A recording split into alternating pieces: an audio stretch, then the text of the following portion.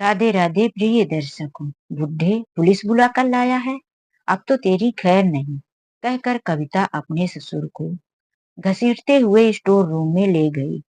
वहां पर वह लात घूंसे और फिर अपने ही ससुर की छड़ी उठाकर उन्हें खूब पीटा, जब तक कि उसकी सांसें फूलने नहीं लगी। मार खाकर गंगाराम जी वहीं पर निढाल से पड़े रह गए। कविता बाहर निकलकर स्टोर रूम का दरवाजा बंद कर देती है। 2 घंटे तक गंगाराम जी उसी स्टोर रूम में पड़े रह गए। जब उनको होश आया तो उनके शरीर में काफी दर्द हो रहा था। वह मन में सोचकर बहुत दुखी हुई, काश मैं अपनी सहायता के लिए पुलिस के पास नहीं गया होता। कविता अपने पति मनीष से कह रही थी कि तुम इस बुढ़े को इस घर से कहीं छोड़कर क्यों नहीं आ जाते। यह बुढ़ा तुम्हारे जाने के बाद पूरा दिन घर में ताका झांकी करता है और इसके चलते मैं घर पे चैन और सुकून से रह भी नहीं सकती। इस बुढ़े के चलते मुझे बहुत तकलीफें उठानी पड़ती है। यह घर का कुछ काम तो करता नहीं है, पूरा दिन कुछ ना कुछ खाता रहता है। और तो और मैंने कई बार मना किया कि फ्रिज का पानी मत पियो, लेकिन यह बुढ़ा मानता नहीं है और इसे फ्रिज के पानी की वजह से कितनी जोर से खांसी आती है। मेरे दोनों बच्चों को इस बुढ़े का इन्फेक्शन हो जाएगा। मनीष, तुम यदि ऐसा नहीं करोगे तो मैं अपने बच्चों को लेकर अपने मायके चली जाऊंगी, फिर तुम रहना अपने इस बुढ़े बाप के साथ इसी घर में। मनीष ने कहा, अरे क्या बार बार तुम मायके जाने की धमकी देती हो, चुप रहो, मैं कुछ करता हूँ। बाबूजी को किसी वृद्धा आश्रम में छोड़कर आ जाऊंगा। कविता ने कहा, अरे वृद्धा आश्रम में जाकर समय गंवाने की जरूरत नहीं है। इस बुढ़े को किसी मंदिर के पास या कि फिर रोड के किनारे छोड़ दो।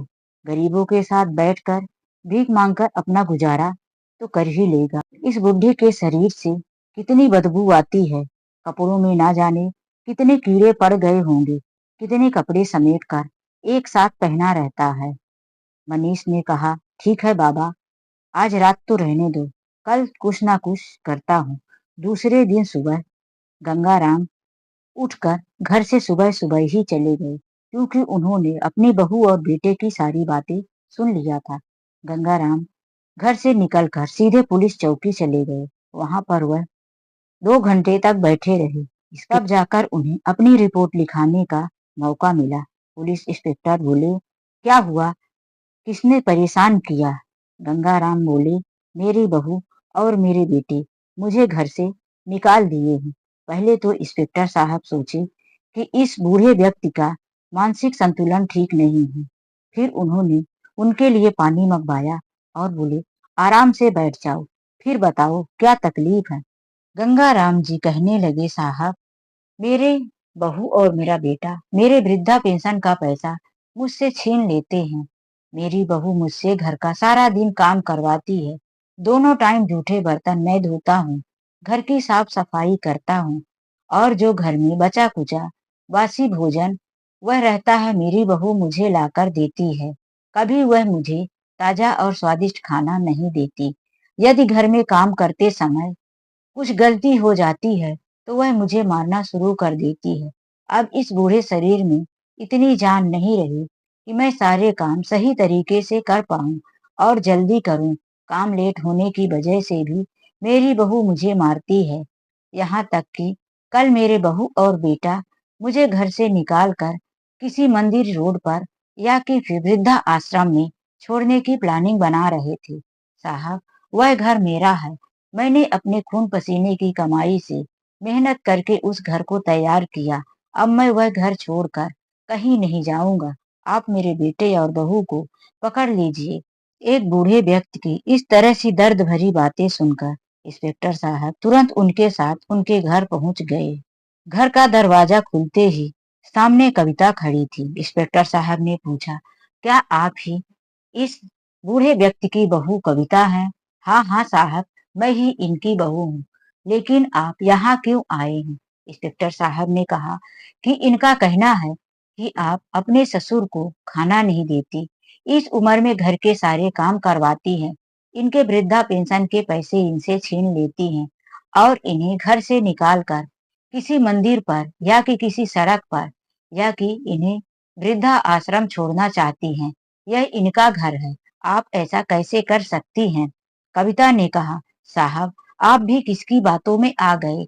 इनका मानसिक संतुलन ठीक नहीं रहता।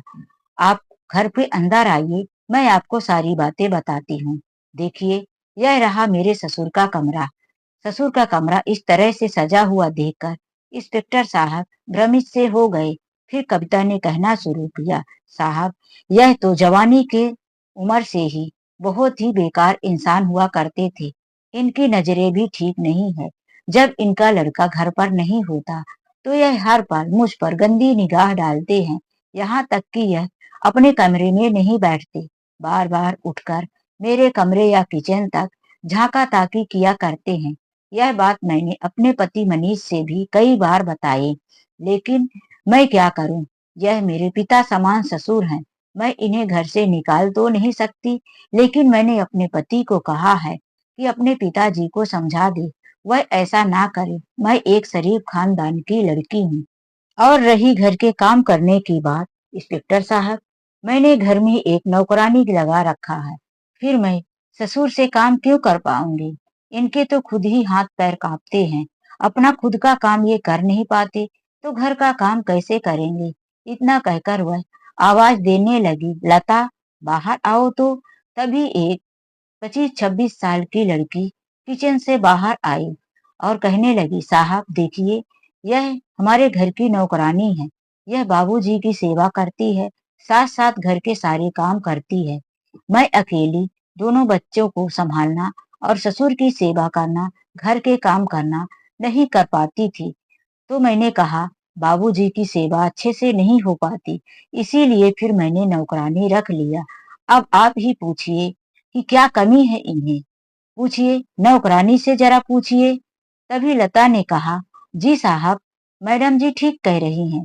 मैं इस घर में पूरा दिन रहती हूँ, पूरा दिन साहब की सेवा करती हूँ और मैडम भी साहब को कोई चीज की कमी नहीं रखती। इंस्पेक्टर साहब के सामने सबूत था।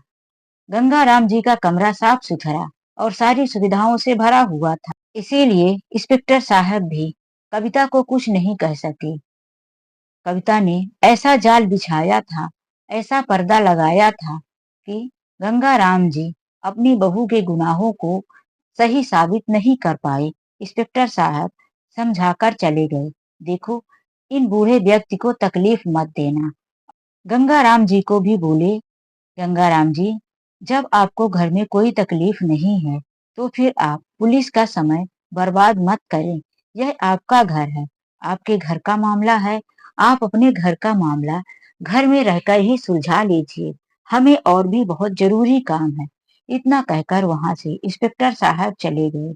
उनके जाते ही कविता अपने ससुर को पकड़कर कमरे स्टोर रूम तक घसीटते हुए पीटने के लिए ले गई। गंगाराम जी अपने दुख के सागर में डूबे थे। तभी दरवाजा खुला और उनकी वही नौकरानी एक कंबल फटा सा अंदर फेंकते हुए बोली, आज से मैडम जी का कहना है कि आप इसी कमरे में सोएंगे। गंगाराम जी अभी भी इसी सोच में डूबे थे कि मेरी बहू को कैसे पता चला कि मैं पुलिस स्टेशन रिपोर्ट दर्ज करवाने गया हूँ। इधर कविता ने देखा था कि जब सुबह सुबह बाबूजी घर से जा रहे तो उसने सोचा, चलो अच्छा हुआ, बला टली, यह बुढ़ा खुद ही घर छोड़कर चला जा रहा है। जब वह 2 घंटे तक लौट कर नहीं आए तब कविता अपने पड़ोस में काम कर रही लता को बुला कर लाई और उससे ससुर के कमरे को साफ सफाई करवा दिया और कहा, लता, आज से तुम मेरे घर पर ही काम करना। उसने मन में सोचा, चलो बुढ़ा चला गया, उसका खर्च अब बचेगा, उसी के खर्च से मैं इस घर में नौकरानी रख लूंगी। इससे पहले उसने काम वाली नहीं रखा था। लता ने कमरे को साफ कर दिया था।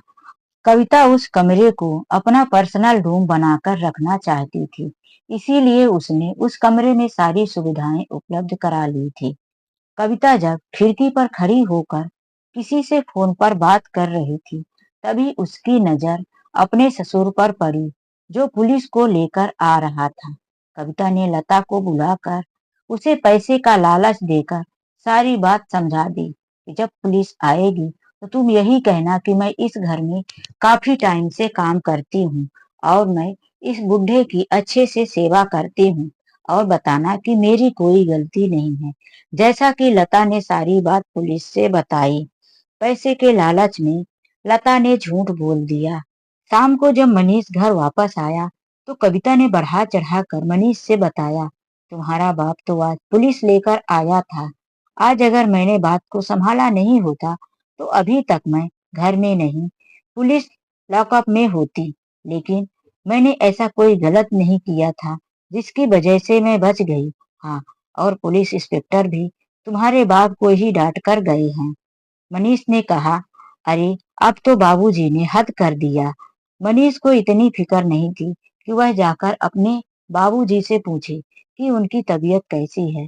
वह आखिर पुलिस स्टेशन क्यों गए थे, उसे भी अपने पिता की कोई परवाह नहीं थी। आखिर गंगाराम जी को उसी स्टोर रूम में 2 दिन तक भूखा ही पड़ा रहना पड़ा। उन्हें खाना भी मिलता तो वही बासी बचा हुआ खाना थोड़ा मोड़ा मिल जाता।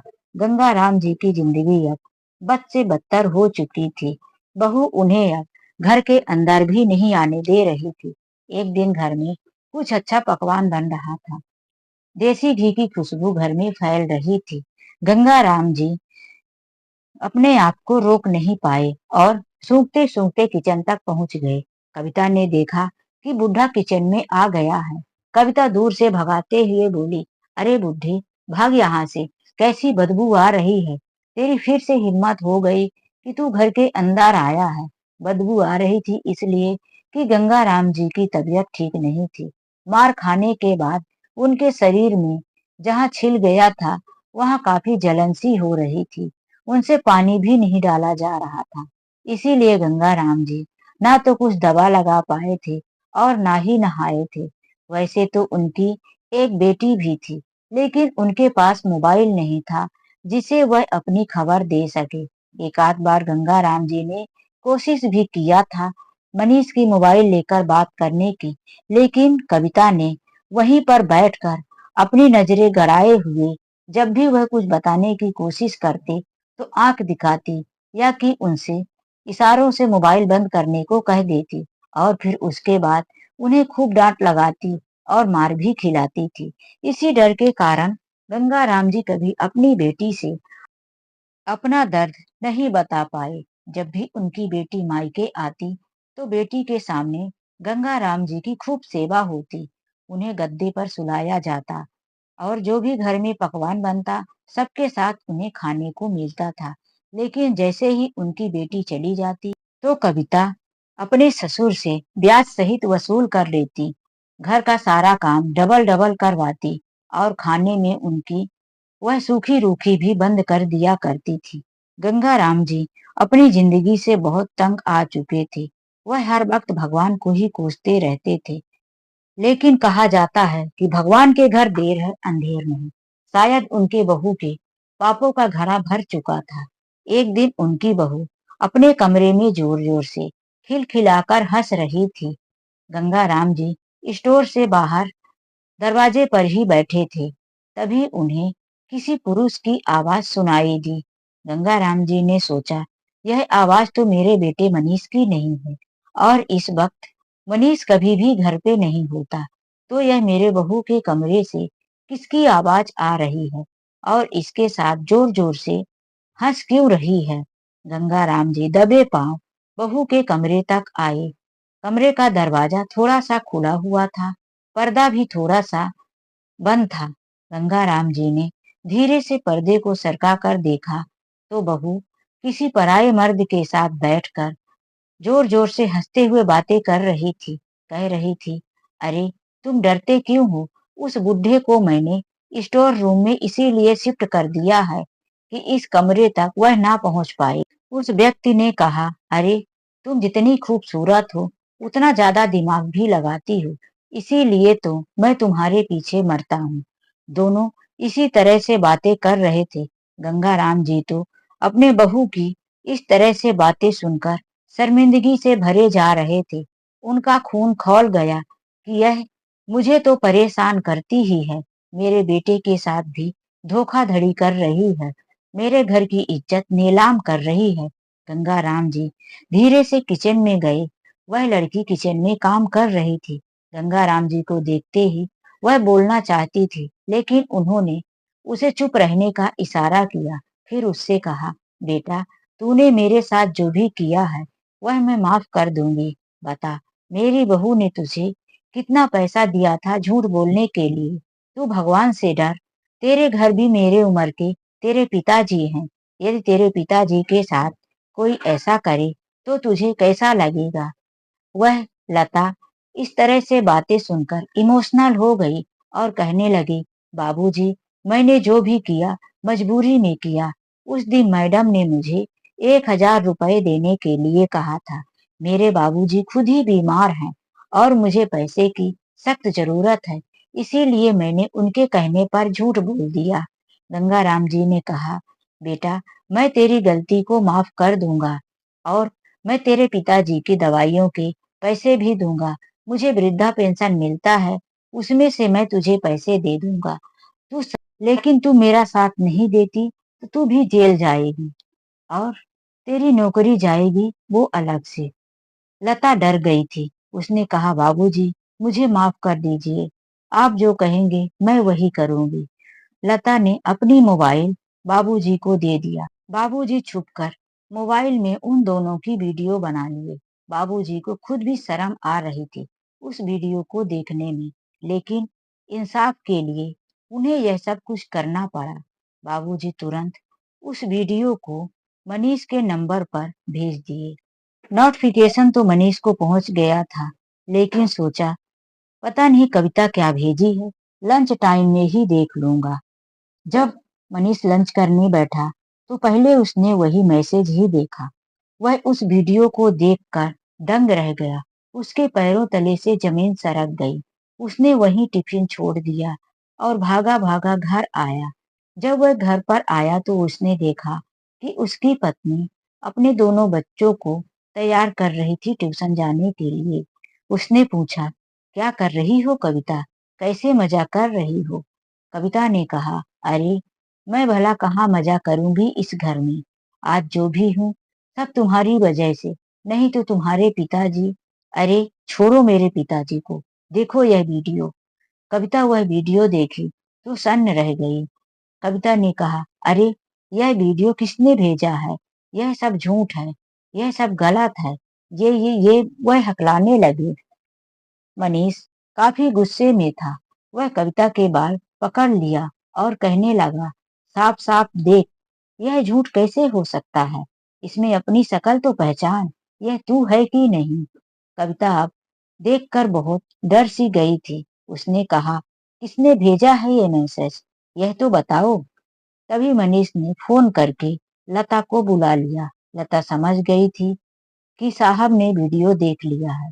वह तुरंत घर आ गई और कहने लगी, साहब, यह वीडियो ना मैंने बनाया है और ना ही भेजा है, यह वीडियो तो बाबूजी ने बनाया है।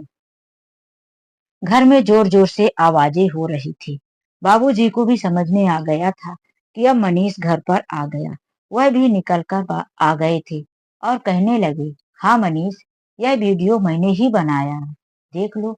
मनीष ने जोर जोर से चिल्लाते हुए कहा, तू इसीलिए मेरे बाबूजी को घर से निकालना चाहती थी ताकि तुझे मेरे ही घर में मनमानी करने के लिए आजादी मिल जाए? मैं भी पागल था जो तेरी बातों में आ गया।